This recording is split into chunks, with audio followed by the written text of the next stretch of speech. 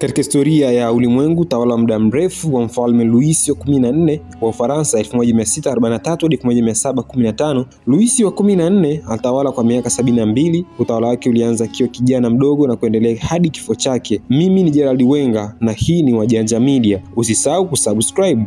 Louis wa 14 alizaliwa tarehe 5 Septemba 1638 huko Saint-Germain, Ufaransa, akiwa mtoto wa mfalme Louis wa 13 na Malkia Anne wa Australia. Alirithi kiti cha ufalme akiwa na umri wa miaka 4 baada ya kifo cha baba yake mwaka 1643. Kutokana na umri wake mdogo, Malkia Anne aliteuliwa kama msimamizi wa utawala wake, akisaidiwa na waziri mkuu maarufu kama Cardinal Mazarin. Utawala wa awali wa Louis wa 14 ulijaa machafuko, yakiwemo mfululizo wa vita vya wenyewe kwa wenyewe vilivyojulikana kama Fronde 1648 hadi 1653. Vita hivi vilikuwa dhidi ya mamlaka ya kifalme na yalihusisha mabwenyenye waliopinga sera za Mazarin. Matukio haya yalimjenga Louis wa 14 na kumfanya aamini kwamba mamlaka ya kifalme inapaswa kuwa thabiti na isiyoweza kupingwa. Louis wa 14 alichukua na mamlaka kamili mwaka 1661 baada ya kifo cha Mazarin. Alitangaza kuwa atatawala moja kwa moja bila kuwa na waziri mkuu, akisema kwa kujiamini, mimi ndiye serikali. Alianza kuimarisha mamlaka ya kifalme kwa kudhoofisha nguvu za mabwenyenye na kuunda mfumo wa utawala uliotegemea utii kwa kimoja kwa moja. Alijenga kasri maarufu la Versailles ambalo lilikuwa sio tu makazi ya kifahari bali pia tuo cha utawala. Versailles ilikuwa ishara ya nguvu zake na iliwafanya mabwenyenye kuwa chini ya ushawishi wake kwa kuhamasisha kuishi kwa kufanya kazi huko. Louis wa 14 alihusika katika vita mbalimbali vilivyopanua mipaka ya Ufaransa kama vita vya Devolution 1967-1968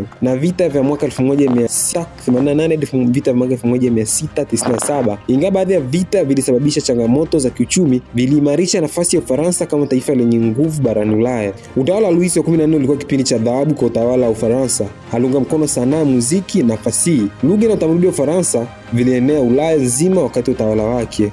Mfalme Louis wa 14 alifariki tarehe 1 Septemba 1715 akiwa na umri wa miaka 76 baada ya kutawala kwa miaka 72. Aliacha Ufaransa ikiwa taifa lenye nguvu zaidi Ulaya, ingawa taifa hilo pia lilikuwa limeelemewa na madeni. Urithi wa Louis wa 14 umeendelea kuonekana katika historia ya Ufaransa na utamaduni wa dunia. Alijenga taifa lenye utambulisho wa kisiasa, kijeshi na kitamaduni ambalo lilikuwa na mfano wa mataifa mengine. Hata hivyo, alama ya uongozi wake ilikuja na gharama kubwa, hasa kwa watu wa kawaida. Kwa miongo mingi baada ya kifo chake, mfalme Louis wa 14 anaendelea kuwa mfano wa jinsi nguvu za kifalme zinavyoweza kubadilisha taifa, lakini pia anakumbusha umuhimu wa usawa na maelewano kati ya viongozi na raia wao. Mimi ni Gerald Wenga na hii ni Wajanja Media.